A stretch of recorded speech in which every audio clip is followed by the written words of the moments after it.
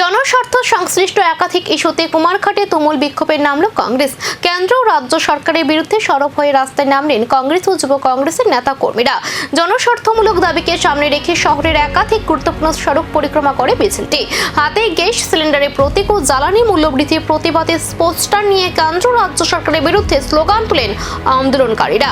উপস্থিত ছিলেন জেলা কংগ্রেসের কার্যকরী সভাপতি সত্যবান দাস, প্রদেশ কংগ্রেসের সাধারণ সম্পাদক তরুণ সাহা, জেলা যুব কংগ্রেসের সহ সভাপতি স্বরূপ চক্রবর্তী, জেলা কংগ্রেসের সহ সভাপতি রিন্টুলাল দেব সহ অন্যান্য নেতৃত্ব।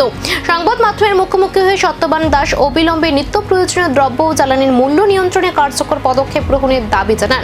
পাশাপাশি নিট প্রশ্নপত্র ফাঁসের ঘটনায় কেন্দ্রীয় শিক্ষামন্ত্রীর পদত্যাগ এবং মনীষা দাসের মৃত্যুর ঘটনায় বিচার বিভাগীয় তদন্তেরও দাবি তোলেন।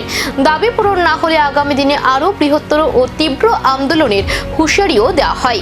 জেলা যুব কংগ্রেস এবং জেলা কংগ্রেসের উদ্যোগে নিট পরীক্ষায় প্রশ্নপত্র ফাঁস কেলেঙ্কারির প্রতিবাদে ধর্মেন্দ্র প্রধানের পদত্যাগের দাবিতে রাজ্যে মনীষা দাস হত্যাকাণ্ডের বিচার বিভাগীয় তদন্তের দাবিতে রাজ্যে দ্রব্যমূল্য বৃদ্ধি উত্তরোত্তর বেড়েই চলছে।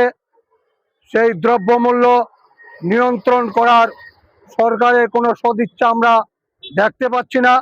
তাই আমরা পথে নামছি এবং রাজ্যের বেকারদের কর্মসংস্থানের যে প্রতিশ্রুতি ছিল সেই কর্মসংস্থানের আদৌ কোনো সদর্থক ভূমিকা এই 8 বছরের রাজ্য সরকারের তরফ থেকে আমরা দেখতে পাচ্ছি না।